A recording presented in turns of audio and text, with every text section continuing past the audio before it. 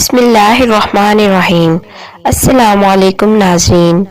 آج سے ہزاروں سال قبل جزیرہ عرب کے جنوبی علاقوں میں یمن کے گرد و نواح میں ایک شہر آباد تھا جسے سبا کہتے تھے، اور وہاں آباد لوگوں کو قوم سبا کہہ کر پکارتے تھے۔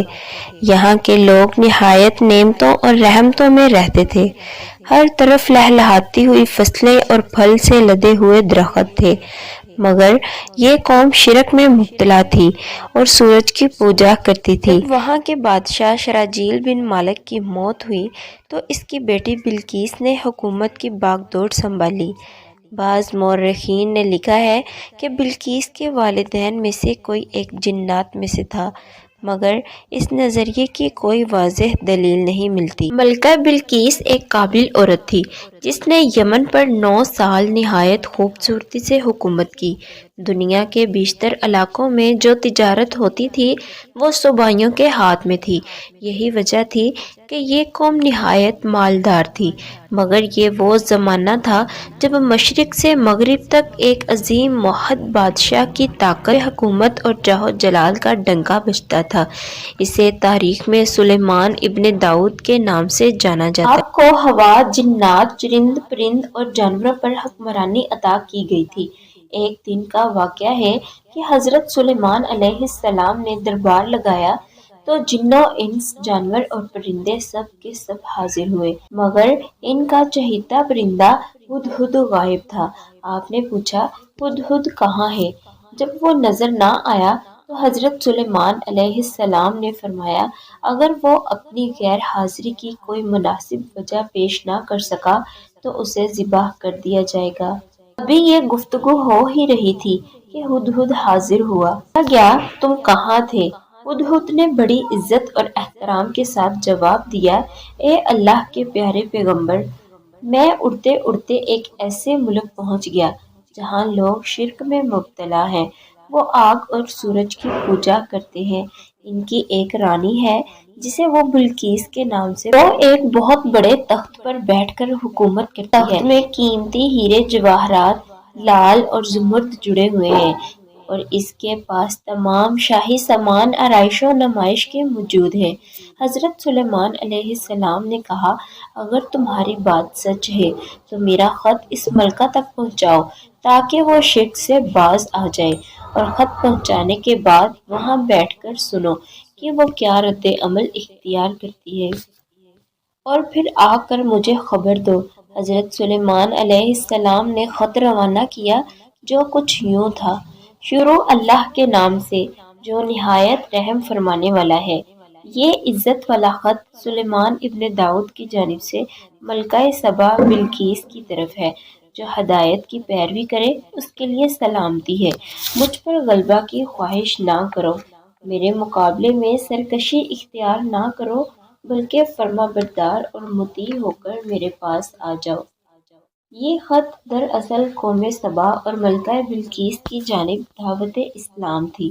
ہدہد نے وہ خط لے جا کر ملکہ بلقیس کی گود میں گرایا۔ ملکہ کے دربار میں اس وقت 300 کے قریب سردار بیٹھے ہوئے تھے۔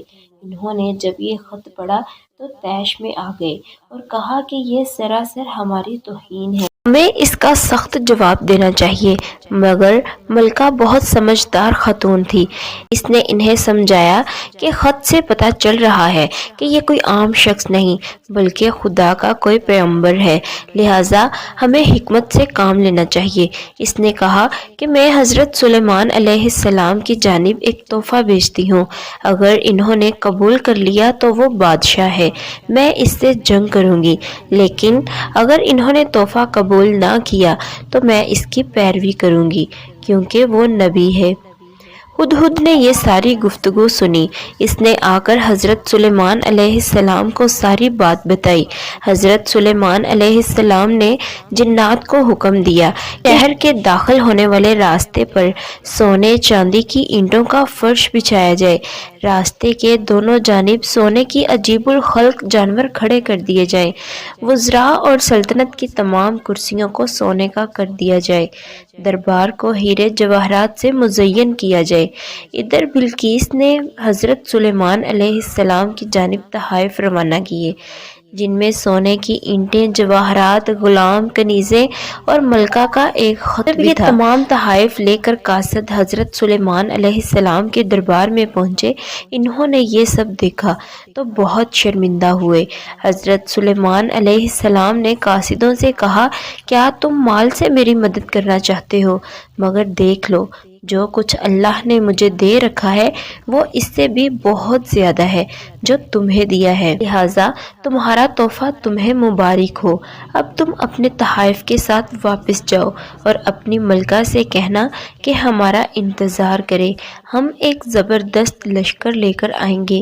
جب یہ خبر ملکہ بلقیس کو پہنچی تو وہ سمجھ گئی کہ واقعی یہ اللہ کے نبی ہیں، لہٰذا اس نے جنگ کے بجائے حضرت سلیمان علیہ السلام کے دربار میں حاضر ہو کر اپنی اطاعت کا یقین دلانے کا فیصلہ کیا۔ حضرت سلیمان علیہ السلام تک یہ پیغام پہنچا تو آپ نے اپنے درباریوں سے کہا کہ تم میں سے کون ہے جو ان کے مطیع ہو کر آنے سے پہلے ملکہ کا تخت میرے پاس اٹھا لائے؟ ایک دیو ہیکل جن نے کہا، آپ کے دربار کو برخاست کرنے سے پہلے میں اسے لا سکتا ہوں، میں اس کام کی پوری قوت رکھتا ہوں اور امانت دار بھی ہوں۔ پھر ایک اور شخص جن کے پاس کتاب کا علم بھی تھا، اس نے کہا، میں یہ تخت آپ کو آپ کے پلک جھپکنے سے قبل ہی لا دوں گا۔ پھر حضرت سلیمان علیہ السلام نے اس تخت کو اپنے پاس رکھا ہوا دیکھا تو پکار اٹھے، یہ میرے پروردگار کا فضل ہے تاکہ وہ مجھے آزمائے۔ مفسرین کے مطابق وہ شخص حضرت سلیمان علیہ السلام کا کوئی دوست تھا جن کا نام آصف ابن برقیہ بتایا جاتا ہے، اور بعض نے کہا کہ وہ آپ کا خالہ زاد بھائی تھا۔ کہا جاتا ہے کہ اس تخت کی لمبائی 80 ہاتھ عرض، 40 ہاتھ اونچائی اور 30 ہاتھ چوڑائی تھی۔ اس میں موتی، سرخ یاقوت اور زمرد جڑے ہوئے تھے۔ حضرت سلیمان علیہ السلام نے اس تخت میں رد و بدل کر دیا اور اسے پہلے سے بھی بہتر بنا دیا۔ جب ملکہ بلقیس حضرت سلیمان علیہ السلام کے دربار میں حاضر ہوئی تو آپ نے پوچھا، کیا تمہارا تخت بھی اسی طرح کا ہے؟ یہ تو گویا ہو بہو وہی ہے، ہمیں تو پہلے ہی معلوم ہو چکا تھا اور ہم آپ کے فرما بردار ہو چکے ہیں۔ بلقیس کے آنے سے پہلے حضرت سلیمان علیہ السلام نے ایسی عمارت بنانے کا حکم دیا جس کا فرش شیشے کا ہو، نیچے پانی جاری ہو، پانی کے اندر مچھلیاں اور دوسرے آبی جانور ہوں۔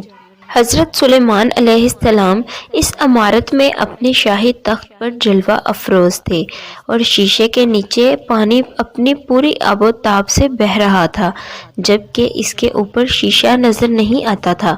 بلقیس کو اس محل میں لایا گیا۔ جب اس نے اس فرش کو دیکھا تو سمجھی کہ یہ پانی کا ایک حوض ہے، لہٰذا اپنی پنڈلیوں سے کپڑا اٹھایا۔ حضرت سلیمان علیہ السلام بولے، یہ تو شیشے کا چکنا فرش ہے۔ وہ بہت شرمندہ ہوئی اور بولی، اے میرے پروردگار، میں سورج کی پوجا کر کے اپنے آپ پر ظلم کرتی رہی ہوں، اور اب میں نے سلیمان علیہ السلام کے ساتھ اللہ رب العزت کی اطاعت قبول کر لی ہے۔ لہٰذا بلقیس پر یہ ظاہر ہو چکا تھا کہ جس طرح وہ شیشے کے صحن کو پانی کا لہریں مارنے والا گہرا حوض سمجھ بیٹھی تھی، اسی طرح اس نے اور اس کی قوم نے سورج کی چمک اور دمک دیکھ کر اسے معبود اور خدا سمجھ لیا۔ بعض مورخین نے لکھا ہے کہ اس واقعے کے بعد ملکہ سبا مسلمان ہو گئی اور حضرت سلیمان علیہ السلام کے نکاح میں آ گئی، جبکہ بعض نے لکھا کہ آپ نے بلقیس کو یمن واپس بھیج دیا اور اس کے لیے وہاں 3 بڑے محل تعمیر کروائے۔ اس طرح کے اور اسلامک ویڈیوز دیکھنے کے لیے ہمارے YouTube چینل نہدیہ وائس کو لازمی سبسکرائب کر لیجئے۔